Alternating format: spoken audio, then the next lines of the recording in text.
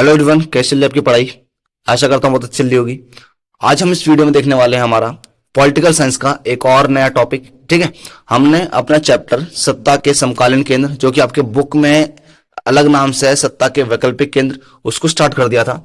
इसके अंदर हमने देखा कि कुछ टॉपिक हमारे बुक से हैं और कुछ हमको अलग से भी पढ़ने हैं। बुक का एक टॉपिक यूरोपीय संघ को हमने पढ़ लिया है। आज वीडियो में हम देखने वाले हैं आसियान। ठीक है, आसियान क्या है, इसके उद्देश्य क्या है, इसकी विशेषताएं क्या है, इन सब चीजों को हम पढ़ने वाले हैं। ठीक है, तो इसके पहले हमने पॉलिटिकल साइंस के 2 चैप्टर को और अपलोड कर दिया है, जो कि आपके आगे के चैप्टर्स के लिए बहुत इंपॉर्टेंट है। अगर आपने वो वीडियोस नहीं देखी तो वीडियोस को देख लीजिएगा। बाकी हम स्टार्ट करते हैं बिना टाइम वेस्ट किए अपने इस टॉपिक को।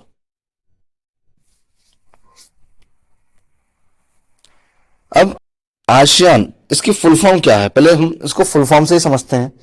Association of south east Asian nation. इसका मतलब क्या है कि एक ग्रुप है ना। कौन किसका ग्रुप है? जो एशिया महाद्वीप है। एशिया महाद्वीप कौन सा? इसमें भारत है ना। दुनिया का सबसे बड़ा महाद्वीप एशिया महाद्वीप है। एशिया महाद्वीप के दक्षिण यानी कि नीचे की तरफ और पूरब यानी कि दाएं तरफ है ना। भारत दक्षिण में आता है एशिया के, उसके दाएं तरफ 10 देश हैं जो कि दक्षिण पूर्व के देश कहलाते हैं। इनका एक संगठन है जिसको हम आसियान कहते हैं। ठीक है, जो हमारा एशिया महाद्वीप है उसके नीचे में भारत है और इस तरफ में कुछ हमारा आसियान है। ठीक है, तो दक्षिण पूर्व मतलब दक्षिण मतलब नीचे, पूर्व मतलब दाएं तरफ। ठीक है, एशिया महाद्वीप के अंदर जो राष्ट्र यानी कि देश है उनका संगठन आसियान कहलाता है। ये जो देश है, ठीक है, इन्होंने जब औपनिवेशिक काल चला करता था, जब भारत भी गुलाम हुआ करता था, उस समय जापानी और यूरोप के बहुत सारे देशों की गुलामी सही है। औपनिवेशिक काल के दौरान इनको बार बार उपनिवेश बनाया गया है। ठीक है, इन्होंने राष्ट्र निर्माण की, आर्थिक पिछड़ेपन की, गरीबी की, ऐसी अनेक समस्याओं का सामना किया हुआ है। ठीक है, जब शीत युद्ध भी शुरू हुआ है ना। अब शीत युद्ध क्या, अगर आपने पहला चैप्टर नहीं देखा तो पहले उसको पढ़ लीजिए अच्छे से, कि शीत युद्ध बहुत इंपॉर्टेंट पार्ट है आपके फर्स्ट बुक के लिए है ना। तो जब शीत युद्ध शुरू हुआ था तो उस समय भी आसियान को दोनों महाशक्तियों में से किसी एक के गुट में शामिल होने को लेकर के समस्या पैदा हो रही थी। दोनों तरफ से दबाव था, जैसा भारत के ऊपर था। भारत ने गुट निरपेक्ष आंदोलन को अपना करके अपने आप को तीसरी दुनिया में बनाए रखा, लेकिन इन देशों के लिए ये जो गुट निरपेक्ष आंदोलन है, फिर बांडुंग सम्मेलन जैसी चीजें ज्यादा कारगर साबित नहीं हुई। इनको बहुत ज्यादा उससे बेनिफिट नहीं मिल पाया। ठीक है, इसी के चलते उन्होंने आसियान बनाया। ठीक है, आसियान 1967 में बना था बैंकॉक घोषणा पत्र के द्वारा। अब बैंकॉक घोषणा पत्र क्या है? बैंकॉक एक जगह का नाम है थाईलैंड के अंदर, जो कि थाईलैंड की राजधानी ही है। वहां पे 5 देश, मलेशिया, फिलीपींस, सिंगापुर, इंडोनेशिया और थाईलैंड खुद, इन 5 देशों ने मिलकर के एक संधि पर हस्ताक्षर किए। उस संधि को, उस घोषणा पत्र को बैंकॉक घोषणा पत्र के नाम से जाना गया। क्यों? क्योंकि वो बैंकॉक में हस्ताक्षर किए गए थे और उसी के तहत आसियान को बनाया गया। कब बनाया गया? 1967 में। बाद में इसमें 5 देश, Brunei Darussalam, Vietnam, Laos, Myanmar, Cambodia, ये और शामिल हो गए और टोटल 10 मेंबर पूरे इसमें आ गए। ये साइड में आपको मैप दिख रहा होगा, इसमें आपको दिख रहे होंगे कौन कौन से देश कहां पर हैं। ठीक है, मलेशिया इसके अंदर हमारा ये रहा, ये जो आपको पिंक वाला 2 टुकड़ों में दिख रहा है ये मलेशिया है। ठीक है, इसी के साथ साथ हमारा फिलीपींस जो हमारा ये वाला पार्ट है। ठीक है, सिंगापुर अगर आपको जूम करके दिखाया जाए इसमें, तो सिंगापुर कुछ जस्ट अ सेकेंड, ये जो आपको मलेशिया दिख रहा है पिंक वाला, इसके एकदम किनारे पर हमारा सिंगापुर स्थित है ना। एकदम बहुत छोटा सा देश है। यहाँ पे आपको कलर चेंज करके दिखाता हूं मैं। ये वाला जो पार्ट है यहां पे है सिंगापुर। ठीक है, इसके अलावा जो ब्रुनेई है, ठीक है, वो भी एक बहुत छोटा सा देश, सिंगापुर मलेशिया के ऊपर में यहां पर बहुत छोटी सी बिंदी जैसा देश है ना। थाईलैंड आपका ये रहा, आपको साफ दिख रहा होगा है ना। इंडोनेशिया आपका ये पीला वाला पार्ट जो ये पूरा इंडोनेशिया है ना। बहुत सारे द्वीपों का समूह है ये। इसके अलावा आपका वियतनाम ये रहा है ना, कंबोडिया, लाओस और म्यांमार तो भारत के पड़ोस में ही आपको पता होगा ऑलरेडी है ना। इन देशों से मिलकर के आसियान बना। अब आसियान जो बना उसके उद्देश्य क्या थे, क्यों बनाया गया आसियान? तो आसियान के उद्देश्यों में सबसे प्रमुख बात यह है कि आसियान अपना आर्थिक विकास को तेज करके सामाजिक और सांस्कृतिक विकास हासिल करना चाहता था।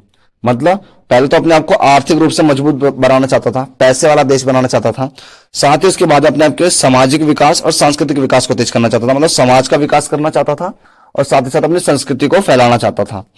ठीक है, इसका एक उद्देश्य ये भी है कि क्षेत्र शांति और स्थायित्व बना रहे, है ना।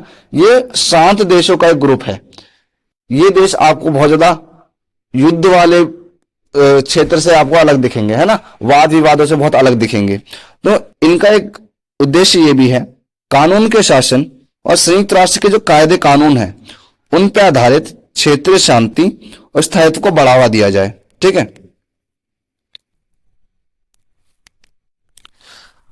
अब हमारा टॉपिक जो है आसियान शैली यानी कि आसियान वे। ये एक बहुत इंपॉर्टेंट टॉपिक है जो कि 3 नंबर में बार बार रिपीट होता रहता है और बहुत ही इजी चीज है। ये आसियान के कार्य करने का तरीका है, काम करने का तरीका है। ठीक है, यूरोपीय संघ की तरह आसियान ने खुद को कभी अंतरराष्ट्रीय संगठन बनाने या बहुत ज्यादा पावरफुल एक संगठन बनाने की कोशिश नहीं की, है ना। इसने अपने आप को एक ऐसा संगठन बनाया जो जैसा है वैसा ही रहे, है ना। इसने अपने आप में बहुत ज्यादा बदलाव नहीं किए।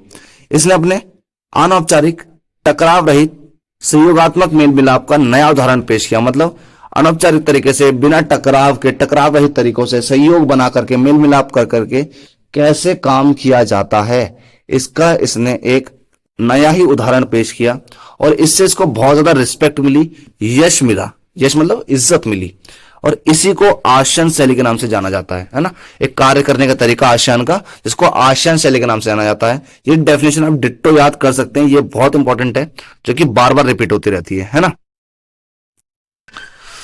अब आसियान ने अपने 3 स्तंभ भी बनाए। ठीक है, आसियान के प्रमुख 3 स्तंभ जो कि 2003 में बनाए गए, जिसे सुरक्षा समुदाय, आसियान आर्थिक समुदाय, आसियान सामाजिक सांस्कृतिक समुदाय के नाम से जाना जाता है।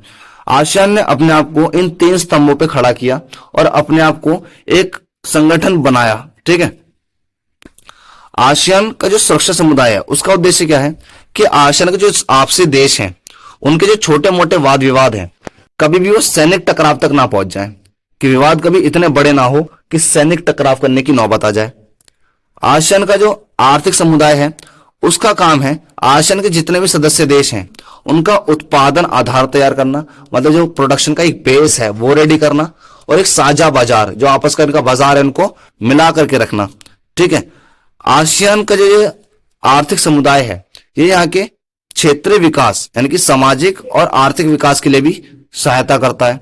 यह संगठन इस क्षेत्र के जो छोटे मोटे वाद विवाद होते हैं व्यापार को लेकर के, उसको भी सुलझाने की कोशिश करता है। ठीक है, सांस्कृतिक और सामाजिक समुदाय का विकास करना। ठीक है, वही सांस्कृतिक सामाजिक जो समुदाय था उसका काम यही था कि सामाजिक और सांस्कृतिक विकास किया जाए। ठीक है, बहुत इजी से छोटे छोटे टॉपिक है जो कि बहुत इजीली कवर हो जाएंगे।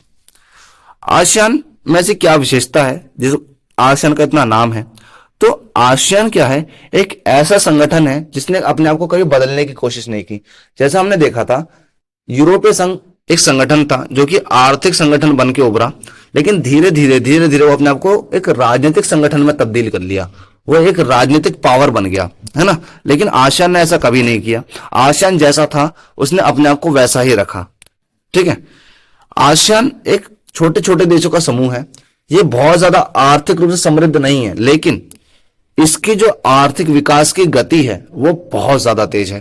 ठीक है, ये अमेरिका, यूरोपीय संघ और जापान की तुलना में बहुत छोटा देश ग्रुप तो है, लेकिन इसका आर्थिक विकास इन सबसे कहीं ज्यादा है ना। आसियान ने 1994 में एक ARF भी बनाया, आसियान क्षेत्रीय मंच, जो कि यूरोपीय संघ में एक सबसे बड़ी हमने समस्या पड़ी थी कि इनकी आपसी विदेश नीति आपस में ही टकरा जाती थी। इनके जो सदस्य देश थे इनकी विदेश नीति आपस में टकरा जाती थी, एक दूसरे के बार खिलाफ हो जाती थी। तो ARF आसियान ने इसीलिए बनाया कि इनकी जो विदेश और सुरक्षा नीति है उसमें तालमेल बना रहे, उसमें कोई समस्या पैदा ना हो। आसियान ने श्रम, निवेश, सेवाओं को लेकर के एक फ्री ट्रेड एरिया भी बनाया, मुक्त व्यापार क्षेत्र। ठीक है,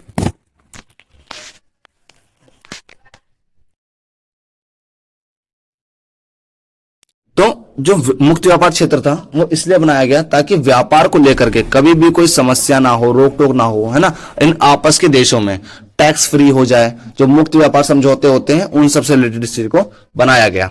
कुछ क्षेत्रों को ऐसा छोड़ा गया जहां पे मुक्त रूप से व्यापार किया जा सकता था। इस तरीके के कुछ संगठन है जो कि हमारा आसियान बन के निकला। आसियान एक ऐसा संगठन है जिसमें ज्यादा वाद विवाद नहीं है।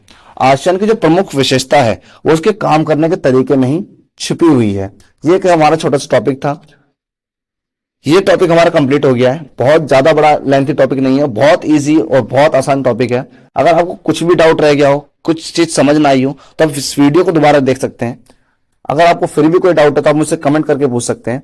बाकी हमारा ये टॉपिक कंप्लीट हो गया है। नेक्स्ट जो पार्ट होगा इस चैप्टर का, उसमें हम लोग चीन को पढ़ेंगे। चीन का पार्ट बहुत ज्यादा इंपॉर्टेंट है, उसको हम यहां तक दो पार्ट में कवर करेंगे। पहले पार्ट में हम चीन को पढ़ेंगे कि चीन ने अपने आप को विकास कैसे किया, चाइना ने अपने आप को ग्रोथ में कैसे लाया, कैसे उन्होंने अपनी इकोनॉमी को बदला और आज इतनी बड़ी पावर बन के उभर गया है वो, है ना, एक महाशक्ति बनता चला जा रहा है। और दूसरे पार्ट में हम कवर करेंगे कि भारत और चीन का रिलेशन कैसे है। भारत चीन का रिलेशन बहुत इंपॉर्टेंट है इस चैप्टर के अंदर, जो कि एग्जाम्स के अंदर बार बार रिपीट होते हैं और जाता है ये 5 से 6 नंबर में रिपीट होने वाले क्वेश्चन में से एक है। बाकी हम आपसे मिलते हैं नेक्स्ट वीडियो में। जब तक के लिए जय हिंद।